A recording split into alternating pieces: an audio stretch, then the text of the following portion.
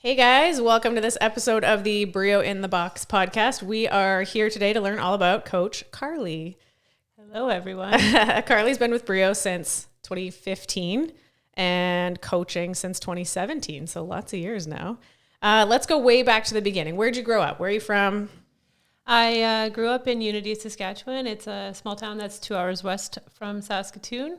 Moved up here in 2008 to go to university, and it just never left. What was the small town life like growing up? It's different. Things we did for fun was, say, on Friday nights, drive to North Battleford to go to McDonald's and come home. You know, campground parties. We had a movie theater. That's about it. It's not like you can get up and go run by the river or anything like that. Yeah. Actually, I want to say 2014, Unity opened a CrossFit gym. And I think it's probably the best thing that ever happened to that town. Yeah. My dad goes, all of his friends go, my friends go, the teenagers go. So shout out to Lindsay, CrossFit Layer, doing great things for Unity, and they have a couple locations in other towns now, correct? Yeah, one in Meadow Lake. Oh yeah. Yep. Yeah, I think that's great. We had a whole bunch of the high school students that had then moved to Saskatoon to go to university join us at BRIO this year. It was awesome to see these. It ended up being mostly girls that had been doing CrossFit for years and getting up early to go train like before school. Yeah. And I always was like, shit, I'll tell you what I was not doing in high school was getting up at 5 a.m. to go work out. Work out. Like it's crazy. I just think that's amazing. And funny story is some of those girls, I always tell people this, like I used to babysit them, change their diapers, and now they come to BRIO and they kick my ass all the time. It's crazy. Yeah, that's so great. What'd you have for like sports and stuff? Growing up in Unity, what could you do or play? Like our schools had sports. I didn't play sports. I was a dancer. We were basically told that if we wanted to be competitive and dance, we couldn't play sports because we were dancing 5-6 days a week. Oh, wow. And during competition season, I think the only days we had off were Wednesdays. Like we would dance every weekend and everything like that, some Friday nights. So I tried to play basketball, I think in grade 9, and it was too much for me. So no time. So all dance all the time. Yep. How long did you keep dancing for? Like I moved up here, and then I actually think I danced my first year of university, and then I took a couple years off. I've been back and forth. Like I joined a competitive team, I want to say 4 years ago. I started dancing this past September or last September, and then COVID kind of ruined everything. So I think altogether it was like 21 or 22 years I danced for. Oh, that's awesome. Still like to keep it up a little bit here and there? Yeah, it's fun. It's really hard. It's a very big challenge being an adult and trying to like learn a tap dance when you haven't done anything like that for so long. But it's a good brain exercise and just mixes it up. So I have this fantasy someday of doing like a BRIO talent show. Like, I'm in. People do all these like cool things that like, did you guys know Carly can tap dance? I didn't know. I've never seen it. Like, I think it'd be so fun. And then maybe have like a BRIO no talent show for the rest of us that like don't have talents. Just get up there and do something terrible that I'm like not good at. Yeah. Someday we'll do that. I think it'd be hilarious. Yeah. So you moved to Saskatoon in 2008. Yes. And then what'd you go to school for? I went to arts and science for a year, and then I decided to go into commerce, and then I got a Bachelor of Commerce degree in December 2012. Worked for a little bit, and then I went back to university and got my Master's of Business from 2014 to 2016. Mm-hmm. So, and that's like right when I met you. I remember you were in school doing your MBA at that time. Yep. So, and then you had like kind of a few different jobs and tested out a few different careers, right? Yes, I've been all over the place. My main goal when I got my master's was to teach university or Saskatoon Business College, which is like the two options I had. And I actually landed both dream jobs. I taught at the university when I was completing my MBA. And once I finished, I got a full-time position at Saskatoon Business College. It was great. Like I said, that's all I wanted to do. But once I realized how much stress and work it was, I just didn't see myself doing it for the rest of my life. Mm-hmm. And then I pursued the field of law enforcement, and I got like a job in between when I was deciding what to do. And now I'm a corrections officer at the provincial jail here in Saskatoon. Yeah. So that was like a pretty big career change from like kind of, office desk job to now you're in corrections. Yeah. When did you start that process? Like I started like trying to get into the law enforcement field in 2018. And then it just took a while because, you know, you have some fails here, whatnot. And it's hard not to like get yourself down if you don't get into something that you wanted. But then I met the right people who got me into corrections and getting an interest in it. And then now here I am. I've only been there for a year now, but I love it. Yeah. It's awesome. What's it like to work in the jail? What's it like? It's just like, it's fun. It's exciting. It's just so different. Like, I'm not sitting there staring at a computer screen looking at numbers, which of course I do love, but I like the excitement and the differences. Yeah, it's just so hard to explain. I can't really talk about work. Yeah. But Can't go full details, but yeah. And like, one of the best things is like we wear uniforms. I don't have to spend money on clothes. So that's a really good perk. I don't have to pay for parking. Like working downtown, I was paying $275 a month for parking. Yeah, that's terrible. Yeah, so there's like lots of good things. I've met so many great people there, like lots of friends. There's 6 of us going to Mexico next week. Oh, that's great. From the jail. So yeah. That's super cool. And so you're doing shift work? Yep. No. Yeah. Days and nights and all over the place. I love it. How do you find like fitting in the fitness now with shift work and stuff? Well, not going to lie. Like before I would go like at least 5-6 days a week and sometimes twice a day. Now with the shift work, I just kind of go when I can. And I've started to, like if I'm on a night rotation, it's really hard to get up and go to the gym when you have to be at work for 7 p.m. Because you sleep till like 2, 3, sometimes I sleep till 5. So what I started doing is I'll go to the gym right after my night shift. So I got off work at 6:45, 7-ish. I rip to the gym. I'm usually late, but I'll let the coaches know, and then I'll work out at 7 a.m. class, and then I'll go home, sleep, and then do it again. Yeah. So that's a good way to manage time with that. I've also invested in a few things for a little home gym. I bought an assault bike. I used to hate it. Now I love it. It's like my best friend. Yeah. And so like if I can't make it to the gym in some of my shifts, I'll work out at home, but that's not ideal. David and I just did a podcast about that called the BTN workout, like better than nothing, right? Yes. It's like, hey, maybe it wasn't the most effort or the best conditions or you weren't with your buddies or whatever, but like, it's better than nothing. Right? Absolutely. We have a pretty well-stocked garage gym. And actually the thing that gets the most use is our assault bike. Because if I have like 5 minutes before I have to get in the shower, I'm like, all right, Tabata assault bike, here we go. And it's like, you don't really need to warm up. You can just kind of like hit it hard, like ruin your life for 4 minutes and then just like get on with your day. So sometimes saves you, gets a little bit more work in there. 100%. I do the Tabata thing all the time. Yeah. But I think it's good for people to hear about like, with a crazy schedule or the challenges of getting enough sleep, like how do you fit it in? And it's like, maybe you change your expectations from like, not every workout's going to be the best workout you've ever had, but just get it done. And I just like, I've accepted the fact that like my CrossFit career peaked and I'm okay with that. Like I just want to be fit, be healthy and feel good, sleep good. And those are my goals now. And it's hard to balance everything when you're trying to do it all. Yeah, for sure. I would guess being in your line of work that staying physically fit and strong would on occasion be necessary. Very beneficial, yes. Yeah. That should a physical challenge present itself, you gotta be fit and strong for those kinds of things. You never know. And you have to be able to run, right? So sometimes you're running far. Yeah. So yeah. Gotta get the miles on there. How did you find CrossFit? Where, when? It's actually funny. So back in 2012, when Hudson's in Saskatoon first opened, I was part of the opening crew. It's embarrassing, whatever. It's 10 years ago. It's fine.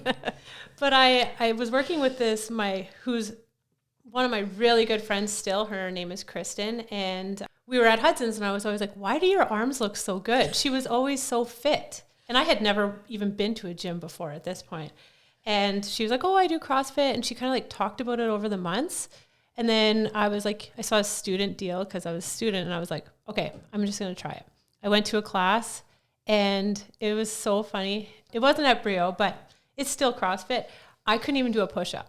I could not do anything. I could barely do an air squat. I didn't have the flexibility. Like, I was a dancer, but it had been by this time 5 years since I was like in jazz or ballet. Anyways, I was like, that was gruesome. And then my mind was like, you need to do this more and get better. Yeah. So, and that's basically how I got into it was get the challenge. Yeah. Yeah. And then you got really good at CrossFit, right? You did well with it, pursued it, went to, regionals and did the competitive side of CrossFit and weightlifting too, right? Yeah. So I guess over the years, I'm a kind of person, like if I'm bad at something, I want to get better. Like running, swimming, biking, things like that. And so I like the challenge of trying to get better. And like, I always see people as my goal. So I used Kristen as my goals for years. And then one year she was like, do you want to do this competition with me? It was called the Cast Iron Classic here in Saskatoon. And I think it was like in 2013 or something like that. I was so nervous. But anyways, we went in this scaled competition and we won. And it was like, oh, maybe we're not so bad at this. And sidetrack, I actually remember being at that competition and you were doing it. And I remember seeing Jocelyn and being like, who is this lady? Oh my God, I need to be like her. And then, yeah, like, so then you were my goals. And it's so funny that I'll take that as a where I ended up, you know, and it's like, now we're really good friends. And now I work out with you. And it's just crazy to see where I've come from where I started. And that's one of the things when I'm coaching is I have, you know, new members saying like, oh, I want to go in the back corner so nobody's looking at me. I feel embarrassed. And it's like, everybody started somewhere. Yeah. I couldn't do a push-up. I couldn't do a pull-up, a double under, you know, and it's taken me 10 years to get here. It doesn't just happen overnight. Yeah. So I think that's super important. And like, interesting to note that you weren't like, never been in a gym, you know, you were a dancer, but not otherwise into like any other sports or athletics or strength and conditioning or whatever. Like you can find those things later in adulthood and still pursue them and figure out what's the peak of your fitness that you can achieve and that kind of stuff. Yeah. I said in one of the earlier podcasts too, one of the things I value about CrossFit the most is like all the great people it's brought into my life and like great men, but great women, like just like such a great community of girls that like want to work hard and they want to be around other people working hard and they want to be around other people like doing their best and you want to like celebrate that success with them. And then you gain the energy from being around that. And it's like such a positive experience and not something that I ever had before in my life. Cause for whatever reason, I mean, maybe because I didn't play team sports and I didn't have that like strong community of females in my life. Absolutely. So yeah, I think it's great. Well, I mean, like traditionally in sports, it's like all men's sports or even at the gym, it's like the gym bros and whatever. Whereas with CrossFit, everyone is equal and it doesn't matter. Like nothing matters. If you're with girls or guys, you're always just competitive in the same way or whatever. And you have all your friends. And I remember like going to a BRIO ladies night the first couple months I was there. It was like a Friday night and I was so scared to clean. I think it was like 185 pounds or something, which now is like, it's easy. But back in the day I was like, I can't do that. And I remember you saying like, you can front squat it, you can clean it. And I was like, okay, you're right. And then I did. And it's like, it's just so like the empowerment from working out with other women. And then you're not scared of like challenging yourself. Right. Yeah. Sometimes it just takes someone else. I remember like, so I had the sort of privilege of starting CrossFit before there was a lot of people doing CrossFit. So I had like no one to compare to. So I always just thought I was awesome. My first deadlift max was 185 pounds. And I was like, oh, like clearly I'm the strongest girl that ever lived. I just had like no clue. But back then that was a high number, right? Yeah. Well, I had no idea. Right. I came from like the bodybuilding world where it was like, you just did 10 pounds for 100 reps kind of thing. And then I remember the first time I saw a girl deadlift over 300 pounds and I was like, oh, okay. And then I like opened my eyes to that and I was like, well, if she can do that, I can probably do that too. And then it like, you know, you have to like be aware of what is even possible before you can like set that as a goal and try to do it. Right. Totally. It's nice to have goals like, and especially just for numbers and things like for lifting. That kind of positive competition of like, like you said, you kind of pick someone and you're like, all right, I'm going to try to get as good as this person. Then I'm going to try to get as good as this person and take that motivation. Yep. What do you remember about your very first CrossFit workout? You couldn't do a push-up. Yes. And I remember like, it was within probably like my first week. It was like a running workout. I had never run in my entire life. And it was like 200 meters. I remember coming in, I said to the coach, I was like, I'm going to throw up. I can't do this. And it was like, I was doing jumping pull-ups instead of regular pull-ups. And I couldn't get my chin over the bar. And it was disastrous. And I was like so embarrassed and I just like felt defeated. And then afterwards, everyone's giving high fives, cheering each other on. It's like, I forgot how bad I was because it was just it was awesome. Right. Positive in the end. Yeah. And then that's when you're like, okay, I need to work on running. So what did I do? I joined a running club. Like it's like, I like finding those weaknesses, like I said, and then just working on them. So. Yeah. We did a competition together, you and me and Bonnie, a few summers ago, probably quite a few summers ago right now. And that part of it was a triathlon thing. And I did the bike leg and you did the running leg and you won the 5K part of it. I think that's cool that if you went from like never being a runner, nearly died in one of your first workouts running to like you crushed everybody at that run. I remember that. Yeah. And that was fun. I remember training for that too. So I did try for the 5K, but again, it's cool Put the to see effort how far in. you come, and It works. Yeah. What's your like favorite movement in CrossFit now? I love squat snatches. Yeah. I have always loved them. It's like, because for lots of people, there's that one number and it's like, you just can't get it. You can be 1 pound lower, right? And then it's like, once you hit it, it's such a good feeling. Yeah. I think I PR'd by 5 pounds in the last 3 years, but it's just like being able to stay consistent and get those high numbers. So you've got that good dancer flexibility for those snatches. I guess so. Yeah. What is your least favorite? If you could ban something from CrossFit, what would it be? Wall balls. Wall balls. I hate wall balls. It's like, I don't know what it is, but anything over like 20 is death. Yeah. So, that's funny. Yeah. Thrusters are awesome, but wall balls, it's different. I feel the same. I also hate wall balls. I picked ring dips. I said I would ban ring dips, but David thought I was going to say wall balls because I also feel similarly about wall balls. You're also short though, right? And like, I'm always like, I'm too short, but then I think I'm like, Jocelyn throws to that same target. Right? I know. It's too high up there. Yeah. I remember when I moved to BRIO and the girls and the guys have to do the same height target. And I was like, what? And I'm like, my life is ruined, right? But anyways, it got better, and now it's like I can't even throw to a 9 foot anymore. It feels so short. Feels weird. Yeah, I know. Like maybe that's like an old school thing. We always did 10-foot target for everybody. Mm-hmm. That's how it always was in the early days of CrossFit. Same thing with box jumps. It was always 24-inch box jumps, regardless of male or female.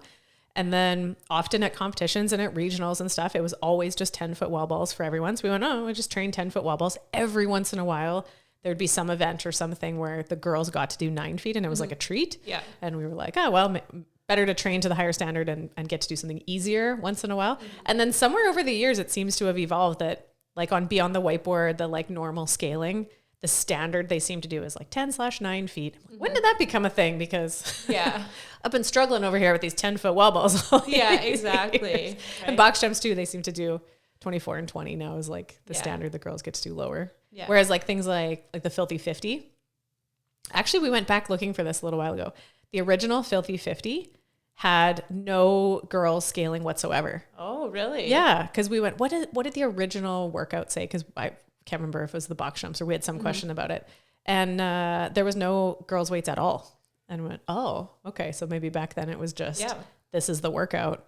Male or female, that's the kettlebell, that's the wall ball, that's the box jump height. And I like those kind of workouts too, especially if you're working out with like your guy friends and you beat them on a movement. It's like, yes. Yeah. David's been kicking my butt at some workouts lately. He's getting pretty good shape. Yeah. But we did a workout yesterday with the same weight and the same movements, and I managed to edge him out by like a minute. So I was like, oh, whew. Good feeling, hey? He's been working consistently for a good amount of time now. He's getting fit again. I was like, oh shit, I can't be slacking here. He's catching up. Good goals, right? Yeah. So you'd been at BRIO for a couple years, 2015, and then 2017 you started coaching. What made you want to coach? I was basically living at BRIO. Like I was going twice a day sometimes, and honestly, it's just like it's the people in the community. It's like you make so many friends over the years, and I found like. I don't want to sound like stuck up or anything or whatever the word is, but like people would like ask me questions because I think they could see how hard I was working, like going twice a day and stuff like that. And then I found that I really liked helping people. And also like I was teaching at Saskatoon Business College at the time, and I like to be in front of people, and I have a loud voice. I'm an annoying person. Like that's not a hidden thing. A natural teacher. That's good.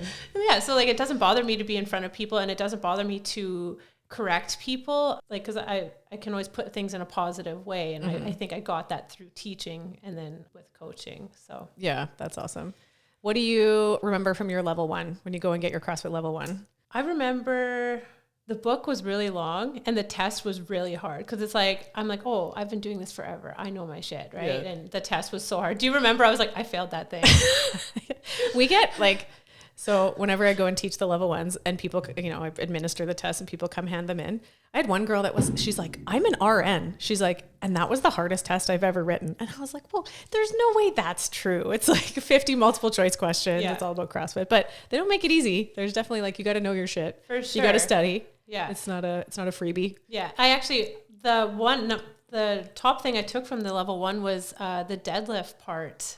Like as soon as they were going through all the mechanics and like lifting our hips and doing this and that, I was like, I've been doing deadlifts wrong my whole life. And like, I feel like, well, inside I felt like I was, but I've changed that since, and I feel so much better after I do deadlifts. And so when I'm coaching, I try to give those same cues that I had. Yeah. So yeah, like my back doesn't get sore anymore. And that I was always having like sore back. So. Oh, that's awesome.